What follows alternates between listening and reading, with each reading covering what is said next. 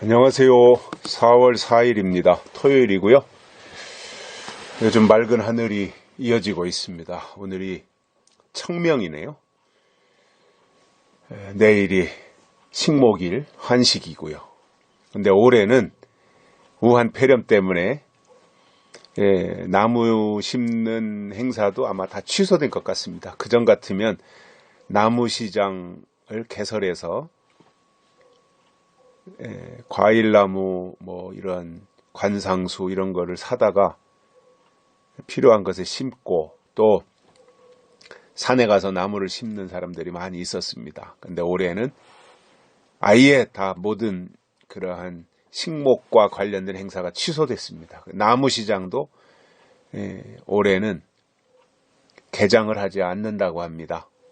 그동안에는 시나 또는 산림조합 이런 데서 대대적으로 한 3월 중순부터 4월 한 중순께까지 나무 시장을 했거든요. 거기서 유통되는 나무 숫자가 아마 수천 그루, 수만 그루가 되고요. 금액으로도 수억 원이 되는 상황인데 올해 우한 폐렴으로 나무 시장이 취소되면서 아마 해마다 그 요맘때 묘목을 팔기 위해서 심고 관리했던 그 생산 농가들이 아마 치명타를 입게 될 것 같습니다. 이때 대목이잖아요. 나무 시장이 대목이잖아요. 그런데 거의 그 판매가 이루어지지 않고 있으니까 1년 동안 공들여서 재배한 분들은 아주 치명타를 받는 것이지요. 이게 그냥 우리 지금 살아가는 데 있어서 피부에 와닿지 않아서 그렇지 이게 구석구석 이런 일들이 지금 즐비하잖아요. 학생들이 학교에 안 가고 유치원생들이 유치원에 안 가니까 학교 가면 거기에 이제 다 점심 주잖아요. 그럼 점심 주기 위해서 그 급식센터에서 다 학교마다 메뉴대로 그 식자재를 공급을 하거든요. 그러면 거기에 뭐 쌀, 단무지, 고기, 배추, 김치, 무, 양파, 감자 이러한 식자재, 공산품 이런 것들이 뭐 계란에 이르기까지 소세지 뭐 오뎅 이런 것까지 다 그게 엄청난 양이거든요. 근데 그게 다 지금 올스톱돼 있으니까 그런 가게들도 지금 다 치명타예요. 이게 지금 상상을 초월하는 거예요. 이게 저는 그렇게 생각이 들어요. 이 총선이 이제 다가왔는데 총선 때까지는 어떻게 하든지 이러한 이 경제나 이러한 부분들에 대해서 다 감추고 있다는 거죠. 근데 총선이 끝나고 나면 이게 다 폭발할 거예요, 아마.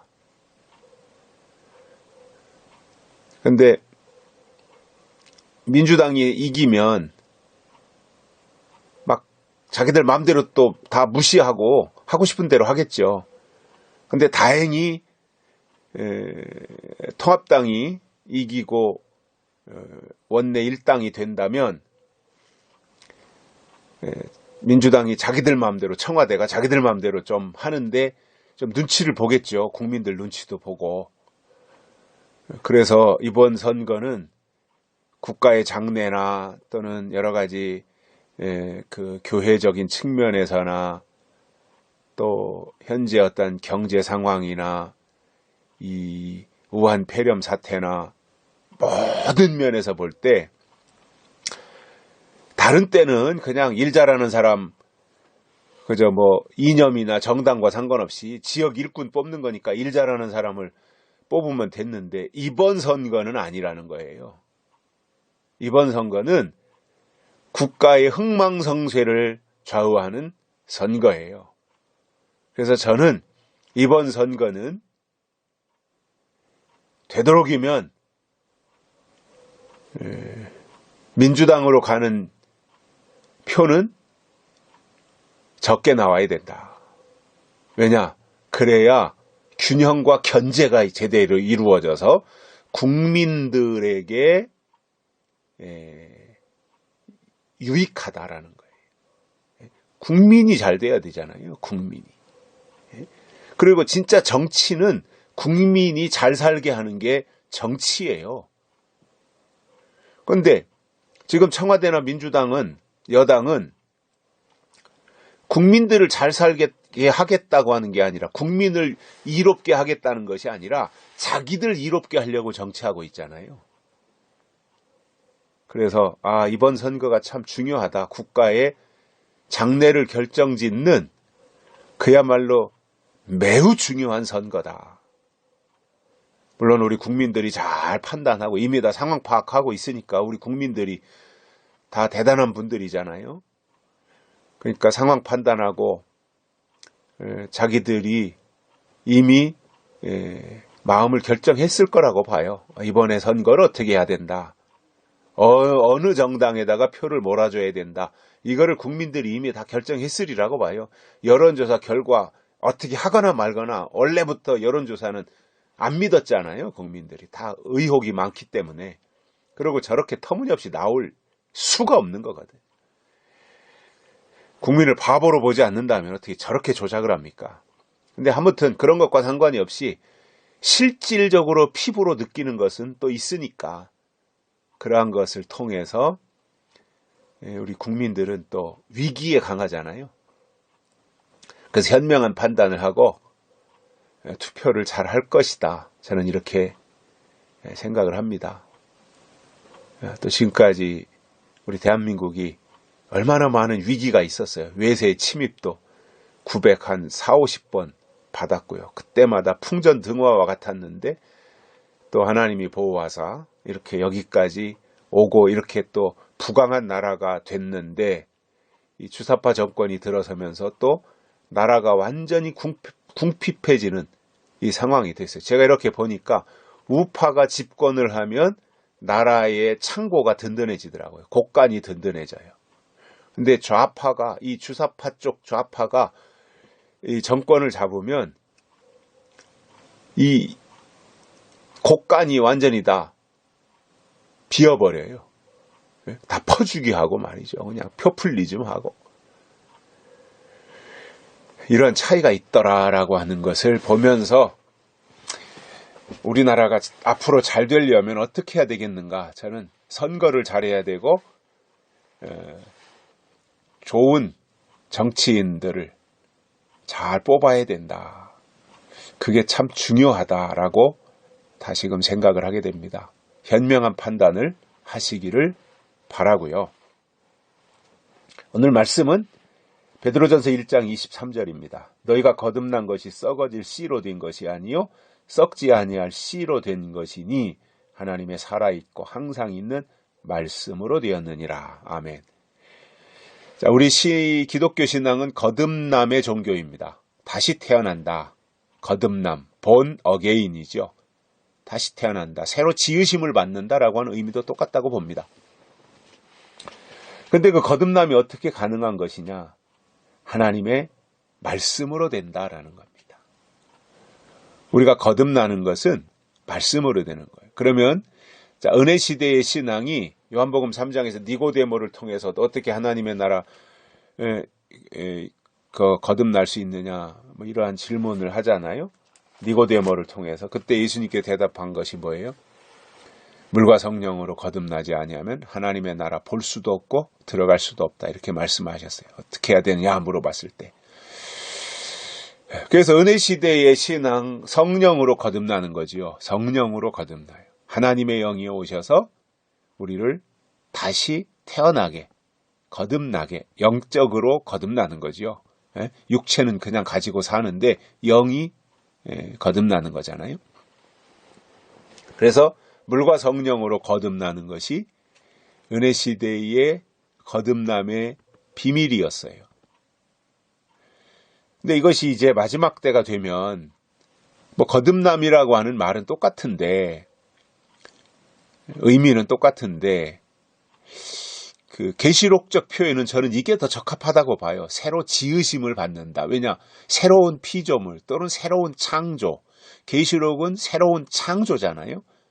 새하늘과 새 땅, 이 땅이 이루어지는 것이니까 새로운 창조란 말이에요. 그래서 에덴 동산에서의 첫 창조에 이어서 이제 마지막 예수님이 이 땅에 재림하실 때 새하늘과 새 땅이 이루어지는 새로운 창조가 이루어지는데, 그때 하나님이 새로 지으시는 그 세계에 들어가기 위해서는 우리가 새로 지으심을 받아야 돼요.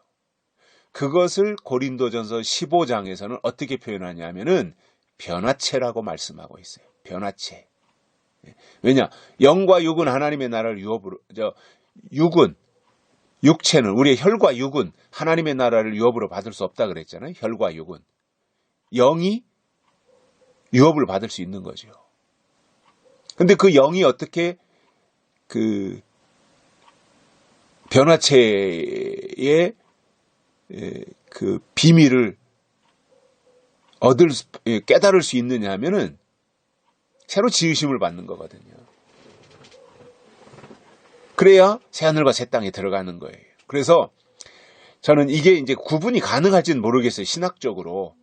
근데 저 나름대로 성경을 보면서 깨닫는 것은, 예수님이 오셔서 성령을 보내주시고 물과 성령으로 거듭나서 하나님의 나라에 들어가는 법을 주셨잖아요. 그것은 육체는 죽고 영이 하나님의 나라에 가는 법을 주셨던 거예요. 이게 은혜 시대의 법이에요. 그래서 은혜 시대에는 우리 40일 금식 기도로 밥 먹듯 하고 뭐 철야기도 하고 맨날 기도 생활하고 그렇게 해도 육신은 죽어요.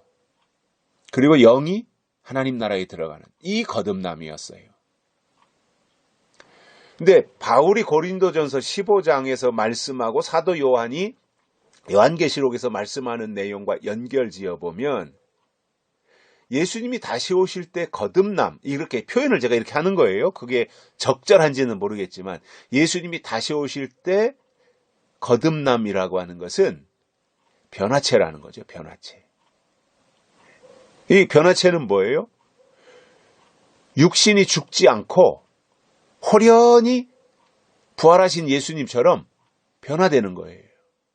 그러니까 은혜 시대는 육신은 죽고 영이 하나님의 나라, 천국에 들어가는 법이었다면, 예수님이 다시 오실 때의 거듭남의 법은 호련히 변화체되는, 육신이 죽지 않고 영체로 호련히 변화되는 이 상태, 이것이 거듭남이거든요.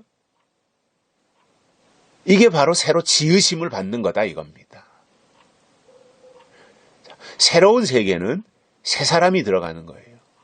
옛사람, 묵은 사람은 새 시대에 절대 못 들어가요. 그래서 변화체 또는 거듭남, 이게 필요한 거거든요. 그래서 은혜 시대의 천국에 들어가기 위해서는 성령으로 거듭나야 됐던 것처럼, 예수님이 다시 오실 때 예수님이 오셔서 이 땅에 건설하시는 새하늘과 새 땅에도 새 사람이 들어가는데, 그 사람이 누구냐? 변화체되는 사람이다 이겁니다.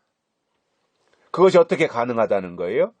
하나님의 살아있고 항상 있는 말씀으로 가능하다 이겁니다. 그래서 우리는 말씀 신앙이 돼야 돼요.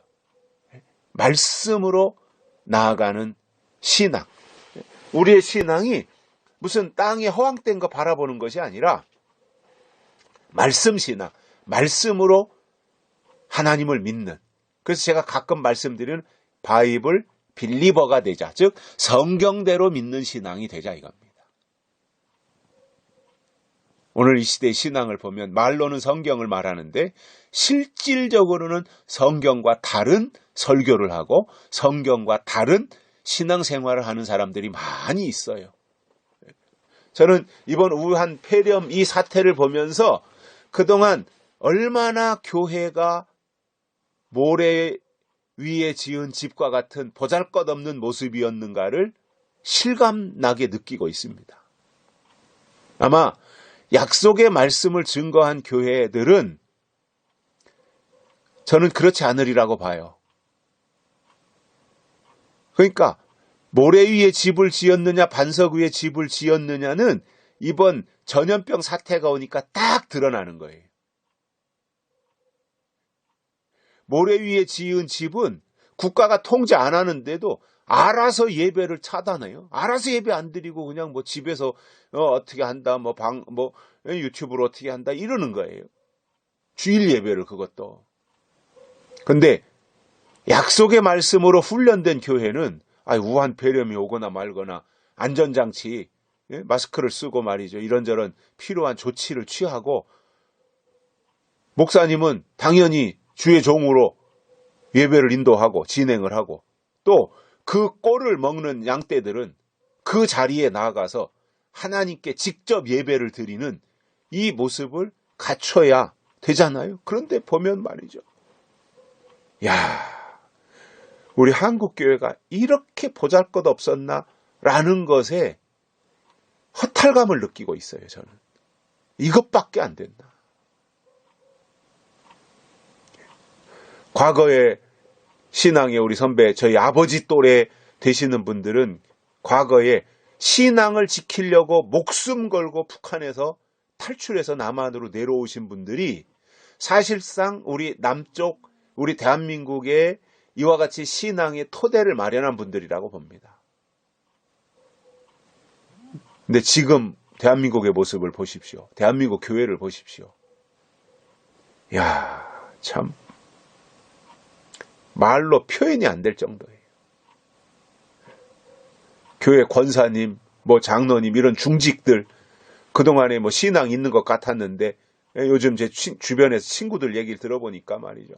권사님들도 교회 모이지 말자 그러고 장로님들도 아이고 주일날 교회 예배 안 모이니까 좋은데 계속해서 수요일 저녁 금요 기도 이런 거 안 하니까 좋은데 그냥 주일 예배 이렇게 영상 예배로 하고 계속 이렇게 하면 어떨까요? 이런 식의 얘기를 했다는 거예요. 그것도 어느 정도 좀 한참 진행이 돼서 그야말로 위기 상황이 왔다. 정말로 이게 밖으로 나다니면 큰일 날 상황이 되었다라고 하는 이 심각 상태가 됐을 때는 그럴 수 있다고 보는데 그런 상황도 아니었잖아요, 그동안. 대구 지역은 그랬을지 모르지만 다른 지역은. 그런데 정치인들이 나서가지고 교회를 탄압하느라고 몇 마디 했더니 덩달아서 교회 예배도 안 드리고. 제가 로마도 가보면 카타콤이 있어요, 로마에. 또 터키도 가보니까 카타콤이 있어요. 박해를 피해서 땅굴을 파고 땅속으로 들어가서 거기서 신앙을 지킨 사람들, 카타콤. 저는 현재 우리나라의 실정을 보면서, 우리나라 교회의 실정을 보면서 이 사람들이 카타콤에는 들어갈 수 있을까? 그 생각이 드는 거예요. 천국은 그만두고 카타콤, 신앙을 위해서 현실을 다 포기하고 내던지고 땅굴을 파고 땅속으로 들어가서 신앙을 지켰던 그 당시에 카타콤 성도들과 같이 그렇게 할 수 있을까? 이런 회의감이 드는 거예요. 아니, 좀 더 이게 심각해져서 말이죠. 그야말로 교회 박해가 일어나고 심각한 탄압이 일어나고 개인의 신앙의 자유도 차단하고 또 우리가 표현하는 거짓 선지자 적그리스도가 나타나고 그럴 때가 되었다면은 이해를 할 수 있어요. 근데 3월달 상황은 전혀 그게 아니었잖아요. 그래서 제가 그렇게 결론을 내립니다. 은혜시대 끝났구나. 더 확신해. 은혜시대 확실하게 끝났구나. 교회시대 끝났구나. 이제는 번듯하게 건물 가지고 예배드리는 이것을 이제 더 이상 필요가 없게 생겼구나. 제가 아는 분도 저 경기도에서 목회해요. 저보다 3살 위인데 상가 거긴 뭐 땅도 다 사놨는데 교회 지려고 교회가 여러 가지 풍파를 겪으면서 예배당 건축을 못했어요. 땅도 다 있는데.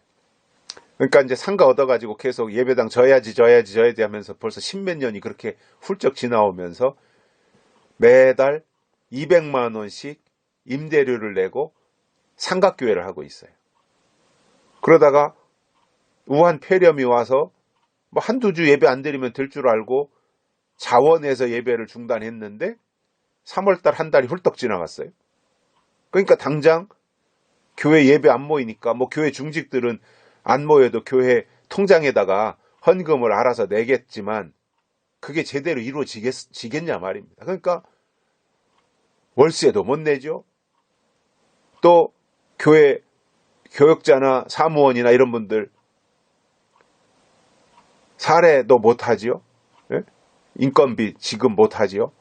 또 공과금 이런 것도 그렇잖아요. 당장 이거 그거 내야 되니까. 그런 사태예요. 또 한 친구는 오늘 어제 오후인가요? 저한테 전화해가지고 지난주 17명이 모여서 예배를 봐서 그 친구는 워낙 칼빈주의자니까 주일 예배는 철저하게 지키는데 지난주일날 총 17명이 모였는데 헌금이 20만 원 나왔다는 거예요. 걱정을 하더라고요. 이게 공과금 내야 되고 이런저런 쓸 일은 많은데 왜냐면은 매달 그래도 그 교회가 한 50여 명 모이는 교회니까 한 뭐 11조의 감사헌금에 주일헌금에 이렇게 들어오면 한 달에 한 200만 원 또 한 많게 들어오면 한 400만 원 이렇게 들어오니까 한 달에 한 8, 900만 원, 1000만 원 이렇게 집행이 되던 교회인데 지난주에 20만 원 들어왔다는 거예요. 현금이. 그러니까 지금 교회들이 다 그럴 거 아니에요. 예배가 진행이 안 되니까. 이게 보통 심각한 상황이 아닌 거예요. 저는 이런 때 교회들이 인본주의로 나갔던 것을 돌이켜 회개하고 하나님께로 돌아가야 될 하나님의 부르심이라고 생각을 하고요. 그렇게 하지 아니하면 이 사태가 이 폐렴 사태가 더 심각한 상태로 돼서 아마 더 이상 교회가 빛과 소금의 역할을 전혀 할 수 없는 단계로 추락하고 말 것이다 이렇게 생각을 합니다. 뭐 지금도 별로 그 역할을 못하고 있습니다만은 이러한 상황이라고 하는 것을 아시고 우리는